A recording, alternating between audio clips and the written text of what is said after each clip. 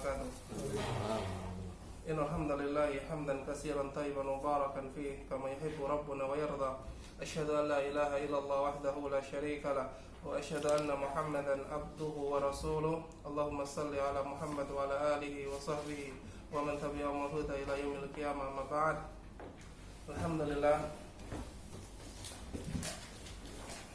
kita bertemu kembali untuk melanjutkan kajian kita setelah kita melangsungkan pembelajaran bahasa Arab untuk melanjutkan kajian fikih. Dan apa yang kita pelajari sore hari ini terkait dengan banyaknya pertanyaan yang masuk baik di grup maupun di tempat-tempat kajian dari saudara-saudara kita mengenai ibadah di masa pandemi, yakni di musim-musim yang disebut sebagai musim corona. Nah, corona adalah sebuah penyakit yang begitu indah namanya, namun begitu membahayakan konsekuensinya. Nah, sikap kita menghadapi corona itu sikap yang harus berdasarkan ilmu. Sebagian manusia menghadapi corona terbagi menjadi dua. Ini bab yang pertama, sikap seorang muslim menghadapi wabah corona. Yang pertama, sebagian orang menghadapi corona dengan berlebihan. Jadi sikap hulu itu biasa terjadi pada diri manusia. Kaum muslimin hari ini, barakallahu fiikum, terlihat dari perilaku mereka yang kita lihat terbagi menjadi dua. Yang pertama, berlebihan di dalam mencikapi corona. Contoh Pak Aziz, sikap berlebihan dalam menghadapi corona apa? Langsung borong masker. Borong masker. Yang paling ringan, contoh ada orang wahing itu sudah ketakutan. Seakan-akan yang mematikan dan menghidupkan itu hanya corona. Yang membuat orang sakit itu sebabnya hanya corona. Penyakit itu hanya corona. Dan menyikapi semua penyakit dan semua manusia hanya terkait corona. Ada orang sakit lambung disikapi di rumah sakit sebagai orang yang kesakitan karena corona. Semua sikap ini adalah sikap berlebihan dan jelek. Yang kedua, sikap menyepelekan atau apa? Sikap lebay. Contohnya apa? Menyepelekan? Tidak memakai masker. Ketika di luar ruangan. Nah, disebutkan ya oleh salah satu syekh dari Saudi, beliau sholat dan beliau melihat mufti Saudi sholat dengan menggunakan masker. Apa? Bentuk ketaatan kepada pemerintah. Nah, maka sikap yang benar adalah kita melihat corona benar sebagai virus yang berbahaya. Itu yang harus digarisbawahi. Namun kita tidak boleh berlebihan dalam mensikapi corona dan juga tidak boleh menyepelekan. Ya. Jadi jangan sekali-kali kita menganggap bahwasanya Allah hanya menurunkan sebab kematian karena corona, ataupun kita bersikap acuh sehingga tidak mengindahkan instruksi dari Badan Kesehatan dan pemerintah. Konsekuensi dari ini adalah menutup celah-celah fitnah, menutup celah-celah tulisan atau ungkapan atau pembicaraan orang-orang Khawarij. Sebagian orang jenengan tinggal di hari ini, ya, pemerintah, ya, zalim menutup masjid, sementara mal buka. Ini ucapan-ucapan Khawarij. ucapan-ucapan yang ingin apa? Membuat kekisruhan di tengah pandemi, dan itu salah. Bahkan sebagian orang mengatakan ini adalah konspirasi Yahudi. Nah, maka saya katakan barang siapa yang mengatakan corona itu adalah konspirasi Yahudi, dia sendiri yang tukang konspirasi. Nah, ya, karena hakikatnya penyakit ini ada, dan yang menimpa, yang tertimpa dari penyakit ini juga bukan hanya orang Indonesia, termasuk Amerika dan juga negara Yahudi. Nah, jadi penyakit ini ada, hak penyakit ini.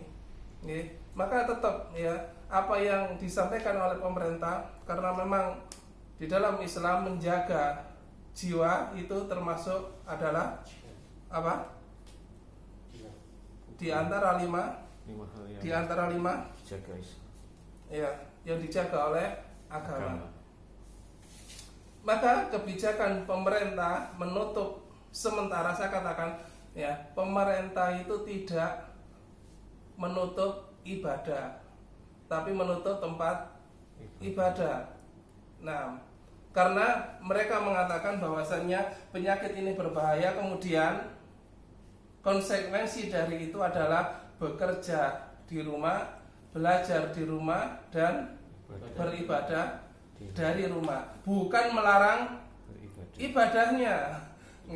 Nggak ada, alhamdulillah sampai hari ini yang katanya pemerintah itu zalim dan semisalnya. Namun alhamdulillah ya, pemimpin kita masih sholat, dan itu terlihat. Loh, itu hanya pencitraan itu masalah hati yang kita lihat dohirnya. Nah, selama mereka sholat, mereka muslim. Nah, maka kita katakan ya, pemerintah tidak melarang seseorang itu ibadah. Yang dilarang adalah untuk sementara waktu hendaknya seseorang itu sholat di rumah. Dan itu sudah menjadi pintu fitnah untuk orang-orang yang memilih jalan kekerasan itu dari kalangan Khawarij untuk menebar fitnah di kalangan kaum muslimin. Nah, terkait dengan ini ya, maka kita membicarakan orang-orang yang Allah Subhanahu wa taala sebutkan di dalam Al-Qur'an, di dalam surah At-Taubah. Nah, ketika Allah Subhanahu wa taala memuji orang-orang yang beriman dan mereka hatinya terpaut kepada masjid, yakni firman Allah Subhanahu wa taala di dalam surah 9 At-Taubah ayat 18. A'udzubillahi minasyaitonirrajim. Innama ya'muru masajidallahi man amana billahi wal yawmil akhir wa aqama as-salata wa ata az-zakata wa lam yakhsha illa Allah fa asa ulaika an yakunu minal muhtadin. Innama ya'muru masajidallah, hanyalah orang-orang yang memakmurkan masjid-masjid Allah. Siapa mereka? Man amana billah, orang-orang yang beriman kepada Allah, wal yaumil akhir, dan juga beriman kepada hari akhir, wa aqamas shalah, menegakkan salat, wa ataz zakah, dan membayar zakat, walam yahsya illallah. Nah, ini yang menjadi fokus kita. Walam yahsya illallah, mereka tidak takut kecuali hanya kepada Allah. Apa konsekuensinya? Kullan tusibana illa ma kataballahu lana huwa maulana wa 'alallahi fal yatawakkalul mu'minun. Katakan ya, tidak ada sesuatu yang menimpa kami dari musibah atau bencana kecuali telah ditetapkan oleh Allah Subhanahu wa taala. Yang muncul apa enggak? Sikap seperti ini. Bukan takut. Apa sikapnya? Sikap berani dan tawakal. Qul lan tusibana illa ma kataballahu lana huwa maulana wa 'alallahi falyatawakkalul mu'minun. Katakan ya, tidak akan ada yang menimpa kami dari keburukan kecuali yang telah Allah Subhanahu wa taala tetapkan. Dan ini pembahasan juga tentang takdir, beriman kepada takdir Allah Subhanahu wa taala. Bagaimana seorang muslim dia mengimani kepada takdir Allah. Meskipun umpama di daerah kita zona yang namanya zona merah, selama kita tidak ditakdirkan oleh Allah terkena, maka tidak terkena. Nah, dan alhamdulillah kita juga sebagai seorang muslim yang bisa menjaga makanan kita dengan baik. Nah, terkait semua itu, ya, kita taat kepada pemerintah untuk sementara waktu tidak beribadah di masjid, mengalihkan ibadah di rumah. Loh, kan sholat jamaah di masjid bagi laki-laki itu wajib. Sebentar nih, ya. Para ulama masih berselisih tentang hukum sholat jamaah. Kalau sholatnya, yakni sholat wajib, hukumnya jelas itu bagian dari rukun Islam. Ya, konsekuensi dari kewajiban ketika ditinggalkan mendapat dosa. Nah, barang siapa meninggalkan sholat, boleh jadi dia dosa, boleh jadi dia kufur. Yang dipermasalahkan hari ini adalah bagaimana hukum sholat di masjid.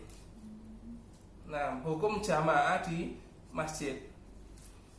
Maka kita katakan ulama terbagi menjadi beberapa firqah. Ulama berbeda khilaf di dalam hal ini.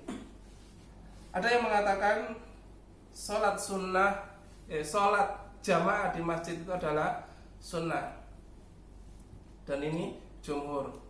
Saya katakan jumhur ulama mengatakan sholat di masjid itu sunnah. Sholat jamaah di masjid itu sunnah, dan itu jumhur, dan itu juga pendapat Syafi'i. Nah, bagi orang yang mengatakan sholat jamaah di masjid itu sunnah, nggak ada masalah. Ini kalau orang yang terpaut hatinya dengan masjid, orang yang biasa sholat jamaah di masjid. Kita nggak bahas orang yang nggak pernah sholat atau nggak pernah jamaah, ada pandemi atau enggak, mereka tetap ya nggak perhatian dengan jamaah, nggak perhatian dengan sholatnya. Yang kita bahas hari ini adalah orang yang senantiasa berjamaah selama ini di masjid, orang yang menganggap bahwasanya sholat wajib itu adalah fardu kifayah. Ya, karena selain yang mengatakan sunnah tadi ada dua pendapat, yakni fardu ain dan fardu kifayah. Konsekuensi dari fardu kifayah apa? Bila ada yang sudah berjamaah, maka yang lain boleh tidak berjamaah. Nah, yang dibahas hari ini adalah orang yang mengatakan bahwasanya sholat berjamaah di masjid itu adalah fardu ain. Apa konsekuensi fardu ain? Wajib. Konsekuensi dari wajib apa? Bila ditinggalkan mendapat dosa. Nah, sekarang masjidnya ditutup, bagaimana kita? Nah, itu kan sikapnya yang diambil. Nah, kita katakan ya, apa yang dilakukan oleh pemerintah hari ini dengan alasan menjaga jiwa itu benar. Karena sholat jamaah di masjid bisa tergugurkan dengan beberapa sebab yang ringan. Contoh apa sebab yang ringan, Pak Aziz? Bisa cuacanya hujan.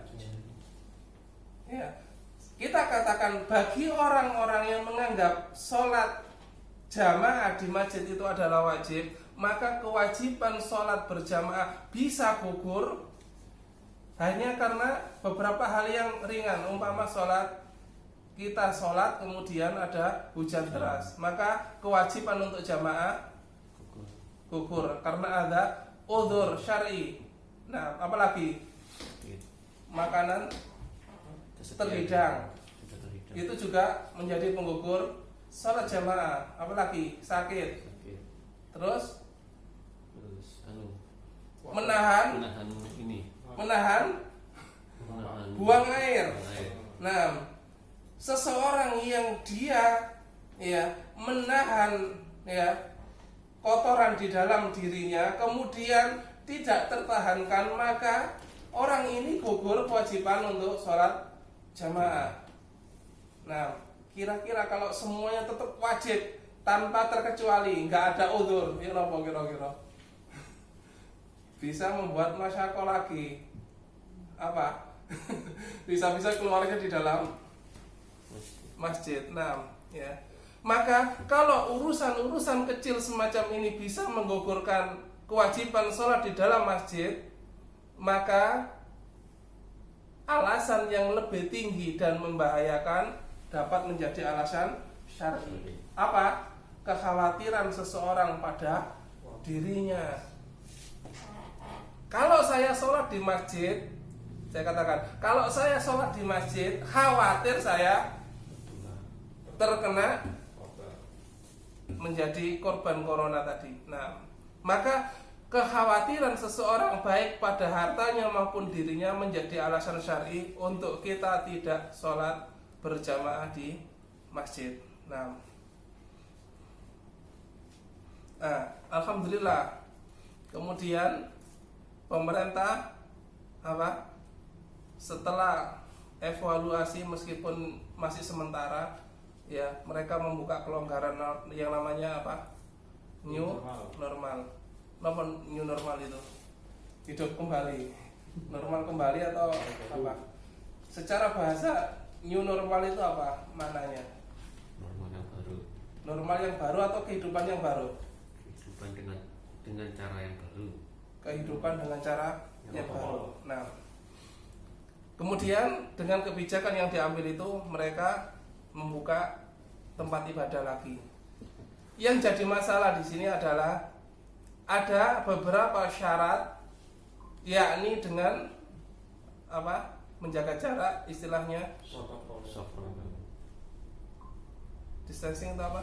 Physical distancing. Seperti itu. Harus dengan ini, kemudian harus menjaga jarak. Bagaimana menyikapi? Maka pensikapan yang benar, ya, sebagian ulama membolehkan, ya, dengan alasan mengambil hal yang paling ringan. Nah, sebagaimana disampaikan oleh para ulama di Masjidil Haram seperti Syekh Sa'ad As-Sastri, ya, beliau mengambil ya pendapat sebagian ulama yang mengatakan hendaknya ya kita mengambil ya sesuatu yang paling ringan, yakni tetap berjamaah karena fadilahnya lebih besar, meskipun dengan syarat untuk di jarak yang jauh. Nah, namun pendapat ini meskipun jumhur yakni membolehkan, ya, mereka juga sebagian ulama beralasan bahwasannya dengan satu kondisi bisa merubah sholat itu sendiri. Dalam arti ketika ada satu kondisi yang memang itu membolehkan seseorang untuk merubah, maka bisa dirubah. Contohnya apa? Sholat dalam peperangan. Ini dalil-dalilnya yang disampaikan oleh para ulama kita, ya. Wong kita dalam berperang itu boleh merubah posisi. Yang seharusnya imam di depan, makmum di belakang, harus sejajar, harus lurus dengan imam, kemudian mengikuti gerakan imam dan lain sebagainya. Namun dalam kondisi ketakutan ini apa? Boleh merubah posisi. Ya, sebagian mengikuti imam, sebagian berjaga. Itu alasan mereka. Baik, dan itu saya katakan kita harus mengatakan itu jumhur ulama. Namun ada sebagian ulama yang menentang fatwa ini. Nah, yang mereka beralasan bahwasanya kaidah yang mereka ambil terkait dengan lurus dan tidaknya shaf, bahwasanya sebagaimana yang juga saya tulis di tulisan itu, ya, kewajiban meluruskan shaf itu ada mboten? Ada. Larangan untuk renggang ada? Ada.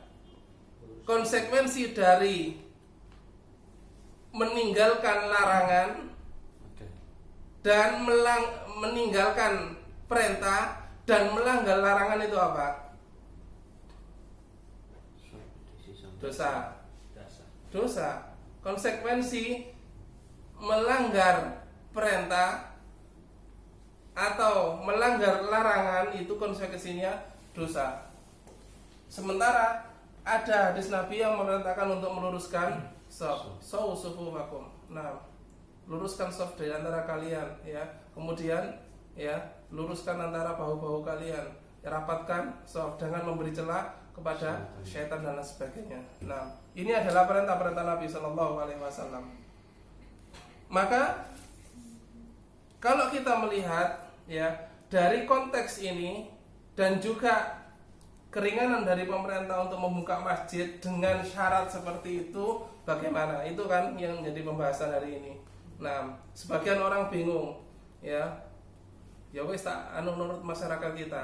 Nah, maka kita mengambil kebijakan dan juga kebijakan kita berdasarkan dari dalil-dalil yang ada. Maka sikap kita yang pertama, bahwasanya kewajiban meluruskan shaf dan merapatkan itu tidak ada dalil yang mengalihkan dari wajib menjadi tidak wajib.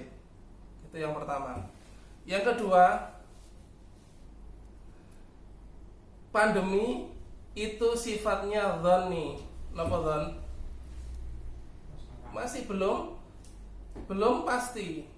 Boleh jadi ada, boleh jadi tidak ada, atau hanya mungkin ketakutan yang sudah terlalu besar di hati, ya, karena takut kemudian ya wes aku khawatir, ya, padahal wujudnya tidak ada.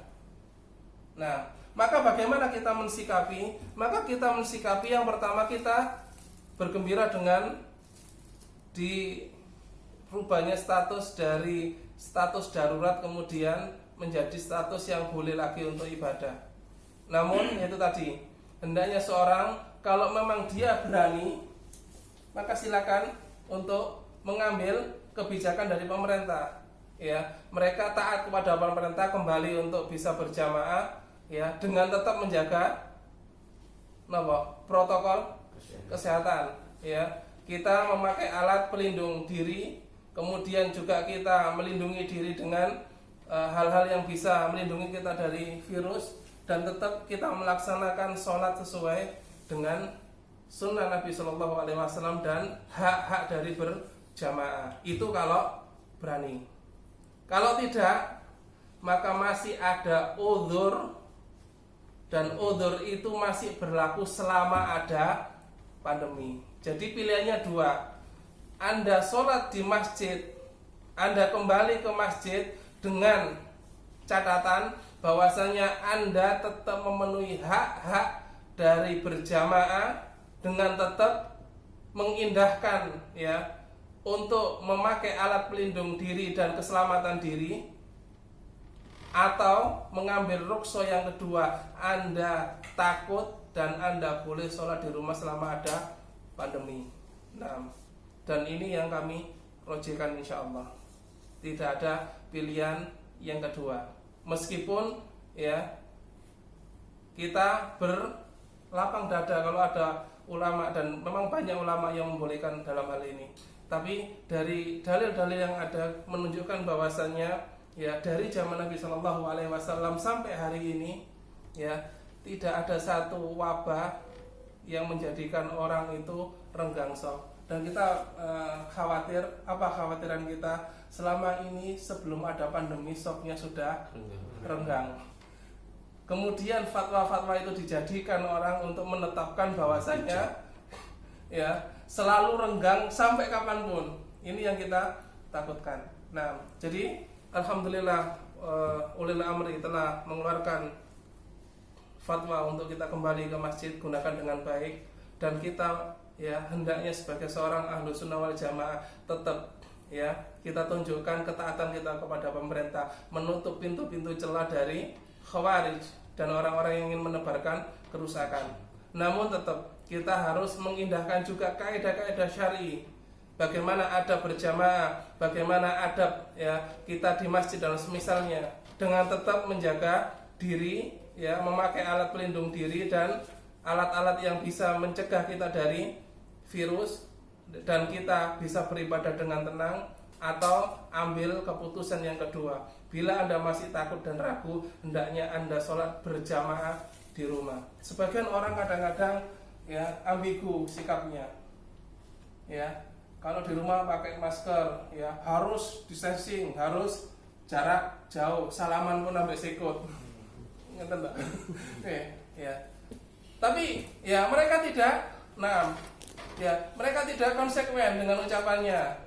Di rumah sama istri, yuk kak, distancing. Harusnya kalau memang distancing di luar, juga distancing di dalam. Nah, sebagian orang masya Allah ya, karena saking takutnya nang jopo kayak masker, nang jero kayak masker, ada juga semacam itu. Namun hendaknya kita proporsional, ya, proporsi dalam mengambil semua sikap, dan kita pertengahan. Kita taat pemerintah, namun juga dalam hal ini, ya, kalau sampai ada hak-hak jamaah yang tidak dilaksanakan, maka itu sebuah dosa dan menyelisih Nabi Shallallahu Alaihi Wasallam. Ya, kita tetap berjamaah, tetap dengan protokol kesehatan, namun hak-hak berjamaah kita penuhi. Kalau takut, monggo, ada pilihan yang kedua, dan itu masih belum dicabut oleh pemerintah untuk sholat di rumah. Subhanakallahumma bihamdika asyhadu an la ilaha illa anta astaghfiruka wa atubu ilaik. Assalamualaikum warahmatullahi wabarakatuh.